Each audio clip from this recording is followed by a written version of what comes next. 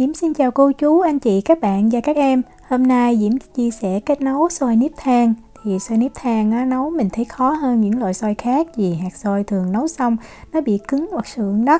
Thì Diễm cũng nấu thử với hai cách, bằng cách hấp và nồi cơm điện để mình dễ so sánh. Và cách nấu thì cũng không quá khó và cũng nhanh lắm.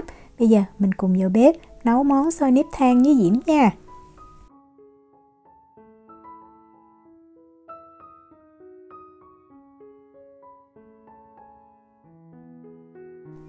Ở đây Diễm có cái gói này là nếp than ha, cái này của Thái Lan, và cái bên đây là nếp trắng hạt dài bình thường cũng của Thái Lan luôn.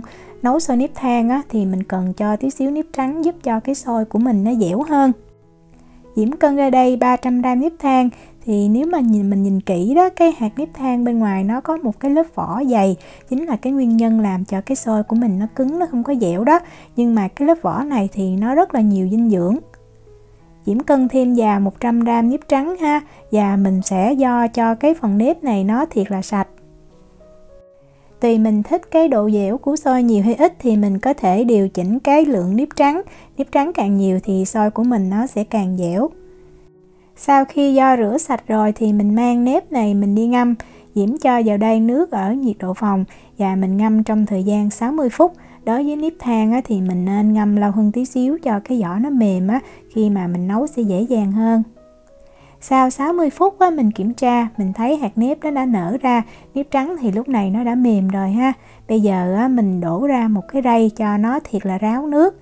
Và mình sẽ để ở đây cho nó ráo nước khoảng 5 phút á, để mình đông cái lượng nước cho nó được chính xác. Đầu tiên á, Diễm chia sẻ cách nấu bằng nồi cơm điện. Thì mình lấy cái nồi cơm điện bình thường nhà mình đó, mình cho nếp vào. Sau đó Diễm cho vào thêm 1/3 muỗng cà phê muối, giúp cho nếp của mình nó đậm đà hơn. Về nước á, thì mình cho từ 400 cho tới 450ml ha. Diễm thì Diễm cho 420ml. Nếu mà mình thích xôi mềm hơn thì mình cho nhiều hơn. Và mình bấm nút nấu cơm bình thường, vậy là xong. Diễm chia sẻ cái cách thứ hai, đó là mình mang xôi mình đi hấp. Thì Diễm lấy một cái chảo lớn á, mình cho cái phần xôi đã ngâm và để ráo nước vào trong chảo. Mình cũng đông cái lượng nước vào như là Diễm chia sẻ đối với cách nấu nồi cơm điện đó. Tiếp theo là 1/3 muỗng cà phê muối. Mình mang cái phần nếp này mình xào lên cho cái nước á, nó rút vào trong hạt nếp. Thì như vậy mình hấp á, cái nếp của mình nó mới dẻo mềm được.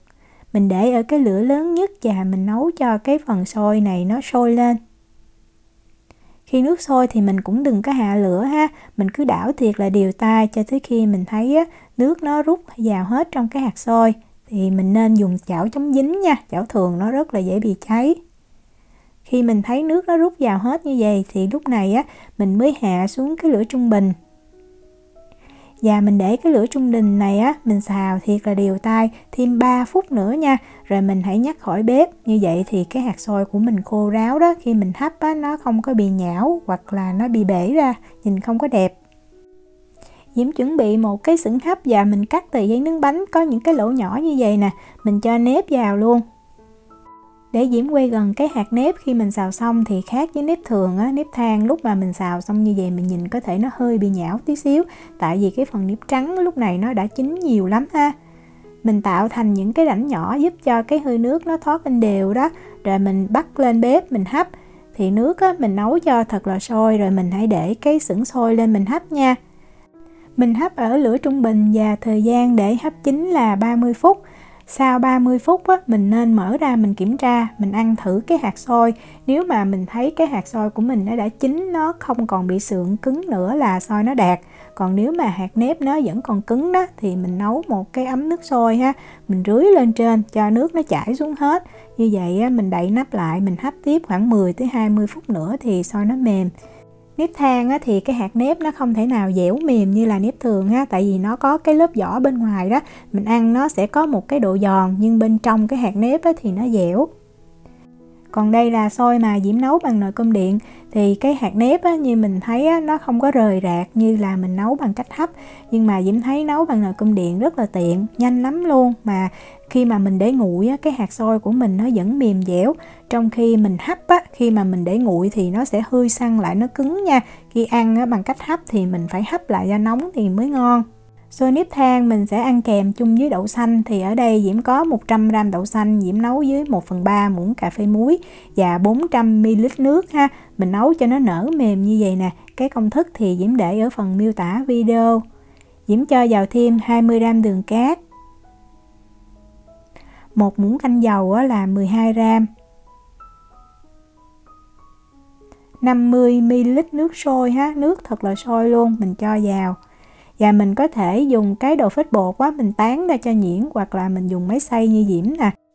Sau khi xay nhuyễn rồi mình có thể để nguyên trong nồi hoặc là mình múc ra chén, nhưng mà mình nên lấy cái màng bọc thực phẩm mình đậy cái mặt của đậu xanh lại, tránh cho nó bị khô.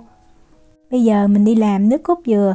Thì Diễm có 1 muỗng cà phê tinh bột ha, mình dùng tinh bột bắp, tinh bột khoai tây hay tinh bột năng đều được.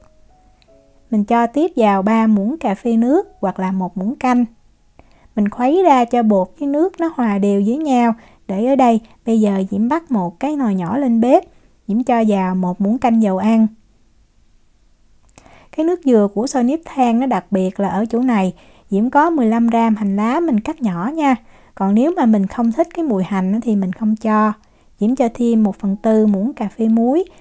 Bật bếp lên mình xào cho cái hành này nó vừa sôi lên ha, là mình sẽ cho nước cốt dừa vào.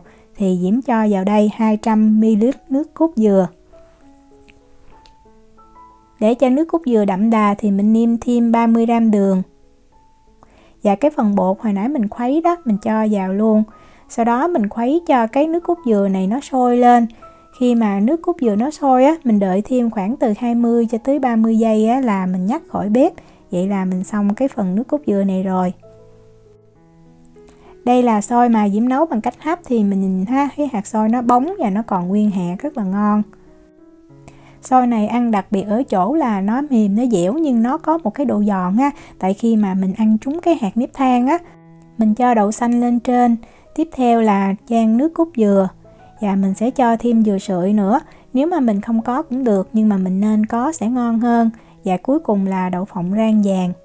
Diễm chúc cô chú, anh chị, các bạn và các em nấu được xôi thiệt là ngon. Nếu mà có thắc mắc gì thì cứ để lại lời nhắn hoặc là gửi tin nhắn cho Diễm. Diễm cảm ơn sự quan tâm theo dõi video rất là nhiều. Hẹn gặp lại trong những video tiếp theo. Chào tạm biệt.